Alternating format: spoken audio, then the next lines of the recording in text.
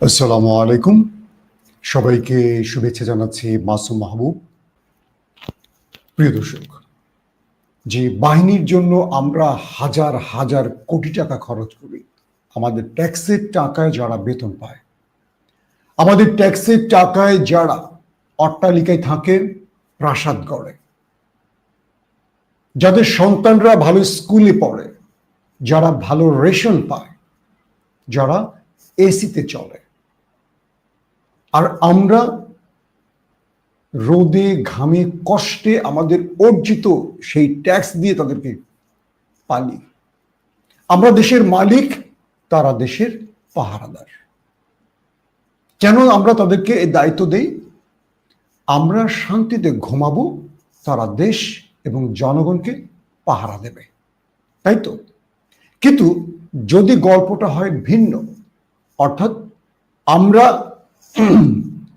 আমাদের শত্রুদের ভয়ে নয়, আমার দেশপ্রেমিক বাহিনীর ভয়ে তটস্থ থাকব, কখন গভীর রাতে আমার ঘরের দরজায় কড়া নাড়বে, কখন একটি কালো গ্লাসের গাড়ি এসে আমার মুখ চেপে ধরে আমাকে অদৃশ্য স্থানে নিয়ে যাবে, তারপর আমার মাথায় বালিশ ঠেকিয়ে 2 রাউন্ড ঢুকিয়ে দেবে, আমার বুকটা চিড়ে আমার পায়ে ইট বেঁধে সুন্দরবনের কোনো নদী কিংবা বুড়িগঙ্গা অথবা মুন্সিগঞ্জ অথবা ঢাকার নিকট কোনো নদীতে আমাকে ডুবিয়ে দেবে। এই দৃশ্যগুলো গত 16 বছর ঘটেছে বাংলাদেশে। যাদেরকে আমরা আমাদের ট্যাক্সের টাকা দিয়ে পেলেছি, পুষেছি, খাবার জুগিয়েছি, তাদের সন্তানদের ভালো পোশাকের ব্যবস্থা করেছি, যারা বাংলাদেশের সবচেয়ে ভালো স্কুলে পড়েছে, যাদের সন্তানরা আমাদের টাকায়, তারা আমাদেরকে পাহারা না দিয়ে তারা আমাদের শত্রুদের সাথে বন্ধুত্ব করে আমাদের জীবনকে আতঙ্কে ফেলে দিয়েছিল। 16টা বছর এই দেশ ছেড়ে বহু মানুষ পালিয়েছিল কেবল বাঁচার জন্য। 16টা বছর বহু মানুষ নিজ ঘরে ঘুমোতে পারেনি, জলে বনে জঙ্গলে কেটেছে। 16টা বছর বহু মানুষ জেলে কাটিয়েছে নির্যাতনে। আবার এই 16টা বছর বহু মানুষ আয়না ঘরে এক ভয়াবহ জীবন পার করছে। এমন গল্প কি পৃথিবীর কোনো দেশে ঘটছে? আপনাদের জানা আছে?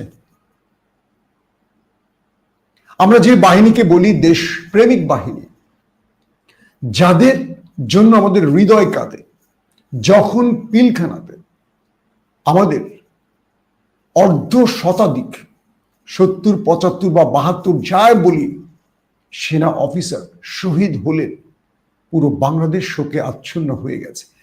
বাংলাদেশের এমন একটি মানুষ নেই যারা কাঁদেনি। আমরা সেনা পরিবারের কাছে গেছি, তাদের কষ্টের কথাগুলো গণমাধ্যমে তুলে ধরেছি, আমরা কেঁদেছি, পুরো বাংলাদেশ কেঁদেছে আমাদের সাথে। আমাদের দেশপ্রেমিক অফিসারদের শহীদ হওয়ার পর সেই বাহিনীর সেই পোশাক পরা একটা কসাই বাহিনী তৈরি করেছিল বাংলাদেশের স্বৈরাচার ফ্যাসিস্ট দানব শেখ হাসিনা। কেবল ক্ষমতা তার চাই, এই ক্ষমতাকে কুক্ষিগত করার জন্য, এই ক্ষমতাকে তার হাতে পাকাপোক্তভাবে ধরে রাখার জন্য তিনি একের পর এক মানুষকে হত্যা করেছেন। আর তাকে সহযোগিতা করেছে আমাদের তথাকথিত দেশপ্রেমিক বাহিনীর কিছু সদস্য। এই কথাগুলো পুরো বাহিনীকে উদ্দেশ্য করে বলছি না, কিছু আমাদের যে দেশপ্রেমিক অফিসাররা পিলখানায় শহীদ হয়েছেন, তারও অপরাধ এদের ঘায়ে চাপে। কারণ পিলখানা ছিল একটি পরিকল্পিত হত্যাকাণ্ড। যারা এই দেশকে ভালোবাসেন তাদেরকে পরিকল্পিত বিদেশি শত্রুদের সাথে মিলেমিশে হত্যা করেছে এই দেশীয় ষড়যন্ত্রকারীরা, আর তাদেরকে সহযোগিতা করেছে তাদেরই পোশাক পরা কিছু ব্যক্তি, যাদের ব্যক্তিগত লাভ কিংবা দলীয় লাভ কিংবা ভারতের প্রেসক্রিপশন বাস্তবায়ন ছিল প্রধান দায়িত্ব। অথচ তারা সৈনিকের এই কড়া পোশাকটি পরেছিল, দেশপ্রেমিক সেজেছিল। প্রিয় দর্শক, যে বাহিনীর নামটি উচ্চারণের আগে 20 কোটি মানুষ দেশ প্রেমিক বলে, তাদের ভয়াবহ নির্যাতনের গল্প গত 14-15 মাস আপনারা শুনেছেন, প্রমাণিতভাবে শুনেছেন। এর আগে এই কথাগুলো আমরা প্রকাশ্যে বলতে পারতাম না, কিন্তু আমরা বিশ্বাস করতাম। একজন মানুষ সরকারের অবৈধ কাজে ফেসবুকে একটা পোস্ট করত, প্রতিবাদ করতে পারছে না, মিছিল করতে পারছে না, রাস্তায় আন্দোলন করতে পারছে না, তার নিজস্ব ফেসবুক ওয়ালে একটি পোস্ট করেছে, এই সরকারের সমালোচনা করেছে। পরের দিন সেই মানুষটি নিখোঁজ, আর পাওয়া যায়নি। হয়তো পাওয়া গেছে, কোন একটি নদীতে ভেসে গেছে তার লাশ। এবং অজস্র, এমন হাজার হাজার মানুষ হারিয়ে গেছে চিরতরে, তার কবরটিও বাংলাদেশের মাটিতে হয়নি। তার মা, তার বাবা, তার সন্তান, তার পরিবার সেই মানুষটিকে আর কখনো পায়নি, পাবেও না। তারা কি শত্রুর হাতে প্রাণ দিয়েছিল? না, তারা প্রাণ দিয়েছে এই দেশপ্রেমিক বাহিনীর হাতে, যাদেরকে আমরা বসিয়েছি, আমরা তাদেরকে খাইয়েছি, পড়িয়েছি, মানুষ করেছি, অর্থ দিয়েছি, বিলাসিতা দিয়েছি, দামি গাড়ি দিয়েছি, বাড়ি দিয়েছি। তারা অবৈধ অর্থের জন্য ফ্যাসিস্ট হাসিনাকে সমর্থন দিয়ে এইভাবে নিরপরাধ মানুষকে হত্যা করেছে নির্মমভাবে। সেই বাহিনীর নাম বাংলাদেশ সেনাবাহিনী। এর চেয়ে বড় লজ্জার কি হতে পারে? আমার এই বক্তব্য পুরো বাহিনীর জন্য নয়, আমার দেশের এই বাহিনীর অধিকাংশ অফিসার সদস্য এখনো দেশপ্রেমিক, দেশের জন্য তারা লড়াই চালিয়ে যাচ্ছেন বলেই এই দেশটি এখনো টিকে আছে। যখন 24-এর বিপ্লব ব্যর্থ হতে যাচ্ছে, যখন র্যাব, বিজিবি, পুলিশ, নিরাপত্তা, আরো যত বাহিনী আছে, বন্দুকের নল এই দেশের জনগণের বুক বরাবর তাক করেছে, গুলি করছে, একের পর এক লাশ রাজপথে পড়ছে, রক্ত পিচ্ছিল পথে বাংলাদেশ নতুন আরেকটি অন্ধকারের দিকে যাচ্ছিল, তখনও সেনাবাহিনীর ভেতর থেকে দেশপ্রেমিকরা জেগে উঠেছিল, বলেছিল, মিস্টার ওয়াকার, আমরা একটা গুলি চালাতে পারবো না, এই দেশের মানুষের বুকে গুলি চালাতে আমাদের জন্ম হয়নি, শত্রুকে গুলি চালাতে আমরা প্রস্তুত। সেই বাহিনীর চাপে শেষ পর্যন্ত সেনাবাহিনী বন্দুকের নল ঘুরিয়ে নিয়েছিল। 24 সার্থক হয়েছে, বিজয় পেয়েছি আমরা। দর্শক, বাংলাদেশের 23 জন ঊর্ধ্বতন সামরিক অফিসারের বিরুদ্ধে মামলা হয়েছে, চূড়ান্ত নথি দাখিল করা হয়েছে প্রসিকিউশনে। আপনারা জানেন যে এই আন্তর্জাতিক ট্রাইব্যুনাল আর থানার মামলার ধরন এক নয়। থানাতে যে কেউ কারো নামে একটা অভিযোগে মামলা করতে পারে, কিন্তু আন্তর্জাতিক আদালতের ধরন হলো তার বিরুদ্ধে তথ্য উপাত্ত প্রমাণিত হওয়ার পর তার বিরুদ্ধে মামলা বা চার্জশিট গঠন করা হয় বা তদন্ত রিপোর্ট তৈরি করে পেশ করা হয়। বাংলাদেশের স্বাধীন হওয়ার পর 54 বছর পর গত 16 বছরে হাসিনার রেজিমের পাপের বোঝা এত ভারী হয়েছে যে আমাদের 23 জন বাহিনীর সর্বোচ্চ পজিশনের ব্রিগেডিয়ার জেনারেল, লেফটেন্যান্ট কর্নেল থেকে শুরু করে ব্রিগেডিয়ার জেনারেল, তারপর রয়েছে মেজর জেনারেল, এরকম বহু বড় বড় সামরিক কর্মকর্তার নাম উঠে এসছে। কেবল একটি বাহিনীর সর্বোচ্চ গোয়েন্দা সংস্থা ডিজিএফআই 5 জন সদস্য এই মামলায় আসামি হয়েছেন এবং প্রমাণ হয়েছে তারা এই অপরাধে অভিযুক্ত। যে ডিজিএফআই এর জন্য বিশাল বাজেট তৈরি করে রেখেছে সরকার, কেবল শত্রুর হাত থেকে এই দেশকে রক্ষায় তারা গোয়েন্দা তৎপরতা চালাবে, সেই ডিজিএফআই গত 16টা বছর শত্রুর হয়ে কাজ করেছে এই দেশের এবং দেশের জনগণের বিরুদ্ধে। এর চেয়ে বড় লজ্জা কিছু হতে পারে? আবার যারা এদেরকে রক্ষায় কাজ করছে, একবার চিন্তা করেন, যারা শপথ পড়ে, কোরআনে হাত দিয়ে শপথ পড়ে এই দেশের মাটি এবং দেশের জনগণের জন্য তারা সর্বোচ্চ দায়িত্ব পালন করবেন, তারা কোরআনে হাত দিয়ে, আল্লাহর কোরআনে হাত দিয়ে যে শপথ করেছেন সেই শপথকে তারা ভঙ্গ করেছেন, তারা শত্রুর হয়ে কাজ করেছেন। আমাদের ওপারের শত্রুরা লিস্ট তৈরি করে দিত, আর আমাদের এপারের দেশপ্রেমিক বাহিনীর ভেতরে থাকা শত্রুরা সিরিজ আমাদের এই দেশের গণতান্ত্রিকামী বা বিরোধী মতের মানুষকে হত্যা করেছে। আবার কেউ কেউ কেবল অর্থের জন্য মেরেছে, কোনো বিরোধী মতের সংশ্লিষ্টতা ছিল না। আমরা প্রসিকিউশনের যে বক্তব্যগুলো দেখছি কি নির্মম। একজন মানুষকে ধরে নিয়ে যেত, ট্রলারে চাপিয়ে নদীর মাঝখানে নিয়ে যাওয়া হতো, মাথায় মানে আমরা যে ঘুমোই বালিশ ঠেকিয়ে, রাইফেল কিংবা পিস্তল ঠেকিয়ে গুলি করা হতো মাথায়। মৃত্যু নিশ্চিতের পর বুকটা ফেড়ে ভেতর থেকে সব বের করে দেয়া হতো, পুরো পেট কেটে। তারপর পায়ে ইট বেঁধে তার নদীতে ডুবিয়ে দেয়া হতো। কোন মায়ের ধন, কোন প্রিয়সী স্ত্রীর স্বামী, কোন কোমলমতি শিশুর বাবা, এটি তারা চিন্তা করতো না। এবং এই কাজগুলো তারা করতো হাসতে হাসতে। একজন মানুষের হাতে হাজার খানিক মানুষ প্রাণ হারিয়েছে। কল্পনা করেন, সেটা কি মানুষ? তার চেহারাটা মানুষের মতো হলেও তিনি কি মানুষ ছিলেন? জিয়াউল আহসান, তার নামটাকে চিন্তা করেন তো। ভাত খেতেন ডান হাত দিয়ে, তাই তো? আমাদের মতোই তো একটা মানুষ, রক্তে মাংসে। তার ঘরে বাবা মা আছে, তার স্ত্রী আছে, তার সন্তান আছে। তিনি একজন নিরপরাধ মানুষকে হত্যা করতেন, একটা পরিবারের কান্নার কারণ হতেন, তারপরে ঘরের নিশ্চিন্তে এসে খাবার খেতেন, সন্তানদের সাথে খুনসুটি করতেন, স্ত্রীর সাথে সহবাস করতেন। তার কল্পনায় আসতো না যে কিছুক্ষণ আগে আমি একটা মানুষকে নির্মমভাবে হত্যা করে এসেছি। এরা কি আসলে মানুষ নাকি আওয়ামী লীগ? আওয়ামী লীগ আর মানুষের মধ্যে একটা পার্থক্য আছে। আজকে শেখ হাসিনার উদ্দেশ্যে একটি কথা বলতে চাই।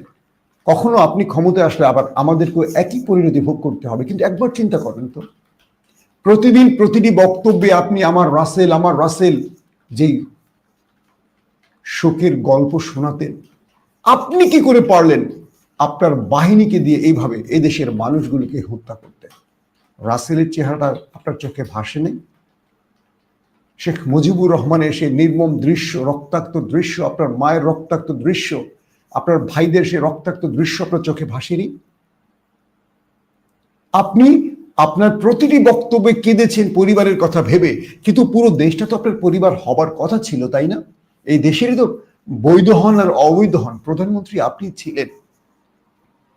এই দেশকে আপনি কিছু দিতে পারেন আর না পারেন, নিয়ে তো গেছেন বহু কিছু, বহু মানুষের জীবন, মেগা প্রজেক্টের নামে প্রচুর অর্থ। আজকে আপনার বিলাসিতা, আপনার সন্তান নাতি পুতিরা বিলাসী জীবন যাপন করছে বিদেশে বসে, এই দেশকে লুট করেই তো। কি দিয়ে গেছেন আপনি? হাজার হাজার পরিবারের কান্না। দর্শক, সময়টা খুব ভয়াবহভাবে এগুচ্ছে। আন্তর্জাতিক অপরাধ ট্রাইব্যুনালে বাংলাদেশের 27 গুরুত্বপূর্ণ ঊর্ধ্বতন সামরিক অফিসারের বিরুদ্ধে মামলা হবার পর ক্যান্টনমেন্টে একটা ঝড় চলছে। বিভিন্ন সূত্র দাবি করছে সেনা প্রধানকে নিয়ে গুরুত্বপূর্ণ একাধিক বৈঠক হয়েছে ক্যান্টনমেন্টে। একটি পক্ষ যারা এই অপরাধের সাথে জড়িত, তারা ওয়াকারুজ্জামানকে চাপ দিচ্ছেন একটি সামরিক কূ করার জন্য। তারা বলছেন প্রেসিডেন্ট শাহাবুদ্দিন চুপ্পু যেহেতু আমাদের লোক, তাকে দিয়ে চাপ দিয়ে সামরিক মানে দেশের সামরিক বা জরুরি অবস্থা জারি করুন, ইউনূসের হাত থেকে ক্ষমতা কেড়ে নিন, আমরা আপনার সঙ্গে আছি। কে বলছে? সেনাবাহিনীর সেই পূর্বের ফ্যাসিস্ট রেজিমের দোসরা যারা এখনো বহাল তবিয়তে আছেন, গুরুত্বপূর্ণ পদে আছেন, তারা ওয়াকারুজ্জামানকে চাপ দিচ্ছেন। ওয়াকারুজ্জামান আসলে ভেবে পাচ্ছেন না তিনি কি করবেন। একদিকে তিনি দেশপ্রেমিক, সত্য কথা, অন্যদিকে তিনি আওয়ামী প্রেমিক। একদিকে তিনি ধার্মিক, অন্যদিকে তিনি তার অনুসারীদের রক্ষায় ব্যস্ত বা চিন্তা করছেন বাঁচাতে। কোনটা করবেন? সেনা প্রধানদের যতটুকু সাহস নিয়ে চেয়ারে বসতে হয়, কেন যেন মনে হয় ওয়াকারুজ্জামান সেই সাহসটা তার বুকে লালন করছেন না। তার পক্ষের লোকদের চাপ, পাশাপাশি দেশকে নিয়ে তাকে আবার চিন্তা করতে হচ্ছে। আমি ওয়াকারুজ্জামানকে পুরোপুরি দোষী করব না, কিন্তু আমার বিশ্লেষণটা বুঝতে যদি আপনাদের কষ্ট হয়, একদম খোলামেলা বলি, ওয়াকারুজ্জামান দেশপ্রেমিক, কিন্তু আওয়ামীও প্রেমিক। দেশপ্রেমিক আওয়ামী প্রেমিক একসাথে চলতে পারে না। 2, ওয়াকারুজ্জামানের উপর ব্যাপক চাপ আসছে। আবার এই বাহিনীর মধ্যে যারা দেশপ্রেমিক তাদেরও চাপ আছে ওয়াকারুজ্জামানের উপর, খবরদার স্যার, কোনো জরুরি অবস্থা হবে না। এবং কোনো খুনিকে আপনি রক্ষা করবেন না। একদিকে খুনিরা বলছে তাদেরকে রক্ষা করুন, আরেকদিকে বলছে দেশপ্রেমিকরা রক্ষা করবেন না। সেনাবাহিনীর মধ্যে পক্ষ এবং বিপক্ষে ব্যাপক তৎপরতা শুরু হয়ে গেছে। এগুলো ভেতর থেকে বিভিন্ন তথ্য আসছে অসমর্থিত সূত্রে, কনফার্ম সত্য কিনা আমি বলবো না।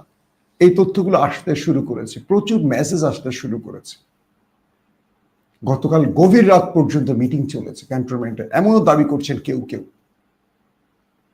বলা হচ্ছে যেই 23 জনের তালিকায় মামলা হয়েছে তাদের সংশ্লিষ্ট বিভাগগুলোর কাছে কাগজ চলে গেছে গ্রেফতারি পরোয়ানার, এবং এর মধ্যে 11 জন স্টিল গুরুত্বপূর্ণ পদে এখনো বহাল আছেন, মানে অবসরপ্রাপ্ত না, তারা রানিং দায়িত্ব পালন করছেন। 23 জনের মধ্যে 11 জন এখনো কর্মরত রয়েছেন রাষ্ট্রের গুরুত্বপূর্ণ জায়গায়, এবং এরাই চেষ্টা করছেন পর্দার অন্তরাল থেকে একটা বড় কিছু করতে, এবং এদেরকেই প্রতি মুহূর্তে ওপার থেকে ডিরেকশন দেয়া হচ্ছে কি করতে হবে।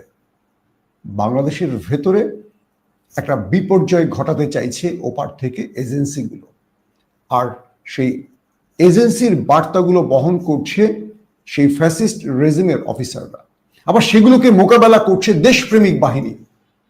এখনো আমাদের দেশপ্রেমিক বাহিনীর সংখ্যাটা বেশি, কিন্তু সামরিক বাহিনীর ঊর্ধ্বতন দায়িত্বশীলরা অধিকাংশই হাসিনার দোসর ছিলেন, এবং হাসিনা গত 16 বছরে যত পদায়ন করেছেন বেছে বেছে 90% পদায়ন করেছেন তার দলের লোকদেরকে দেখে, আর 10% কোনোভাবে ঢুকেছে বা ওই সময়টা নিজেকে মানে তার পরিচয় গোপন করে বা নিজের আদর্শকে গোপন করে ঢুকেছেন দেশকে রক্ষায়, যেমনটি শিবির করছে। অনেকে শিবিরকে গুপ্ত বলেন, আমি বলি না, কারণ এই বড় বিপ্লবটির জন্য শিবির নেপথ্যে অনেক গোপনই কাজ করেছিল, মানে তারা যে গুপ্ত ছিল এটাও তাদের একটা পরিকল্পনার অংশ ছিল হাসিনার বিরুদ্ধে 24-এর বিপ্লব ঘটানোর জন্য। ঠিক সামরিক বাহিনীর মধ্যে আমি অনেক অফিসারকে চিনি যারা আওয়ামী লীগের না, কিন্তু আওয়ামী লীগ সেজেছিল, রাষ্ট্রের গুরুত্বপূর্ণ তারাও কিছু পদ বাগিয়ে নিয়েছেন, কারণ এই রাষ্ট্রকে রক্ষায় তাদেরকে আসতে হবে এই গুরুত্বপূর্ণ পদে। যখনই তারা সুযোগটি পেয়েছিলেন, 24-এর বিপ্লবে ছাত্র জনতা নেমে এসেছিল, সেই অফিসাররাই ওয়াকারুজ্জামান সাহেবকে বলেছিলেন যে না, আমরা গুলি চালাবো না, কারণ তারাও রাষ্ট্রের গুরুত্বপূর্ণ পদে চলে এসেছিলেন হাসিনার সাথে আও করে লাইন ধরে রেখে। তাদের মূল টার্গেট ছিল এই দেশের জনগণ যখন জেগে উঠবে আমরা তখনই দেশের পক্ষে মূল কাজটি করব। এটিও আমাদের বাহিনীর একটি কি বলবো শ্রেষ্ঠ দায়িত্ব পালন। এই মুহূর্তে ক্যান্টনমেন্টের মধ্যে নানান রকম ষড়যন্ত্র চলছে। আমি আমাদের দেশপ্রেমিক বাহিনীর প্রধান ব্যক্তি জনাব ওয়াকারুজ্জামান আপনার উদ্দেশ্যে বলবো, আমার এই চ্যানেলে আমি আপনার বিরুদ্ধে একটি ভিডিও করিনি, শেষের দিকে কিছু সমালোচনা করেছি, কিন্তু আমি আপনাকে সর্বদা দেশপ্রেমিকই বলেছি। একটা জিনিস আপনাকে চিন্তা করতে হবে, ইতিহাসের কোন পাতায় আপনি থাকতে চান? ইতিহাসের বিশ্বাসঘাতক মীর জাফরের পাতায় আপনি থাকবেন, নাকি আপনি দেশপ্রেমিকের পাতায় থাকবেন? পুরো জাতি আপনাকে নিয়ে বিতর্ক ছড়াচ্ছে, সমালোচনা করছে, কিন্তু শেষ সময়টি এখনই প্রমাণের সময়। আপনি কি হাসিনার কাছে আনুগত্যশীল নাকি রাষ্ট্রের কাছে আনুগত্যশীল? আপনি কি দেশপ্রেমিক বাহিনীর সর্বশেষ মাস্তুলে দাঁড়িয়ে থাকা সিপাহসালার, নাকি আপনি হাসিনার একজন তাবেদার চাকর? কোনটি আপনি প্রমাণ করবেন। এই দেশে যত সমালোচনা হয়েছে আপনাকে নিয়ে প্রত্যেকটার জবাব দেওয়ার সময় চলে এসছে জনাব ওয়াকারুজ্জামান। আমরা আপনাকে ভালোবাসি, আমরা চাই এই দেশ 16 বছরে যে অন্ধকার সময় পার করেছে আর যেন সেই সময় ফিরে না আসে।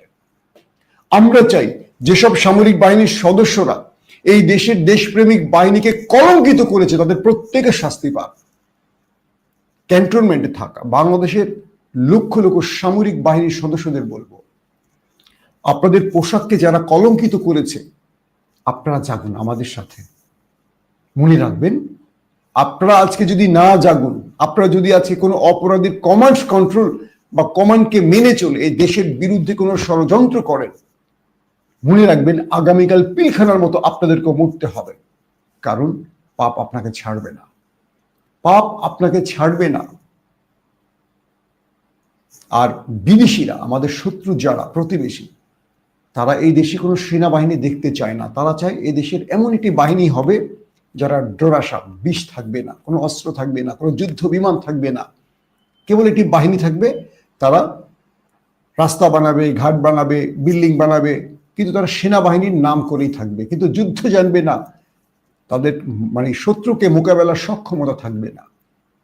কিন্তু দেশকে রক্ষা করতে হলে আমাদের একটা শক্তিশালী বাহিনীর খুব প্রয়োজন। ক্যান্টনমেন্টের মধ্যে যে ভয়ঙ্কর পরিস্থিতি তৈরি হচ্ছে, যারা চুপ্পুকে নিয়ে একটি কু করতে চাইছেন, সময় এখনই এসছে। বিএনপি, জামাত, এনসিপি সহ সকল দলকে বলবো, যারা চুপ্পুকে এই পদে বসিয়ে রেখেছেন, আপনাদের জন্য বিপদ খুব কাছে।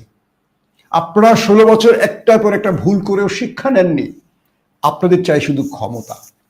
ক্ষমতা পেলে আপনারা সব করতে পারেন। আবারও বলছি, চুপ্পু সেনাবাহিনীর সাথে ভয়াবহ কিছু যদি ঘটায়, এই দেশের প্রতিটি মানুষকে আবারও রাজপথে নামতে হবে। এখনো আমাদের দেশপ্রেমিক বাহিনীর সদস্যরা ওয়াকারুজ্জামান সাহেবের সাথে আছেন, আর ওয়াকারুজ্জামান মূলত একটা ভয়ঙ্কর পরিস্থিতির মধ্যে আছেন, কারণ তিনি ওই বলয় থেকে উঠে এসছেন এবং তিনি তার বাহিনীকে রক্ষার জন্য চেষ্টা করে যাচ্ছেন।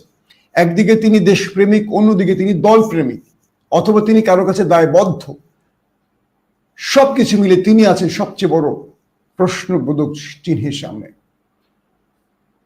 আর যাদের নামে মামলা হয়েছে, যারা বুঝতে পেরেছেন এই বিচারে তারা ফেঁসে যাবেন, তারা সর্বোচ্চ চেষ্টা করছে দেশের মধ্যে ভয়াবহ কিছু ঘটাতে, আর তাদেরকে ব্যবহার করছে ওপারের এজেন্সিগুলো, গোয়েন্দা বাহিনীগুলো। এখন এদেশের প্রতিটি মানুষকে সর্বোচ্চ সতর্ক থাকতে হবে। এক, প্রতিটি দলের মানুষকে সর্বোচ্চ সতর্ক থাকতে হবে। দুই, এই বাহিনীর মানে আমাদের বাংলাদেশের র্যাব, পুলিশ, বিজিবি, আরো যত বাহিনী আছে, সেনাবাহিনী, নৌবাহিনী এবং এয়ারফোর্স, প্রত্যেকটি বাহিনীর দেশ প্রেমিক পরিচয়ের সবচেয়ে বড় পরীক্ষার সময় এসে দাঁড়িয়েছে।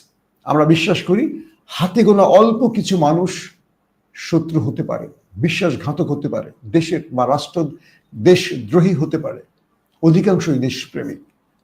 আর দেশপ্রেমিকদের সাথে আমরা আছি। মনে রাখবেন, আবারও ষড়যন্ত্র মোকাবেলা করব আমরা ইনশাআল্লাহ। তবে শেষ একটি বাক্য দিয়ে শুরু করতে চাই এবং শেষ করতে চাই, সেটি হলো, যারা পর্দার অন্তরালে বসে শত্রুতা করছেন রাষ্ট্রের এবং জনগণের সাথে, তাদের বিজয় আমরা অনিশ্চিত দেখতে পাচ্ছি। এবং সামরিক বাহিনীর মধ্যে বিশাল সংখ্যক একটি গ্রুপ এই দেশকে রক্ষায় তারা প্রস্তুত আছে। সো আমরা চাই না ক্যান্টনমেন্টে নিজেরা নিজেদের বিরুদ্ধে বন্দুক ধরুক কেউ।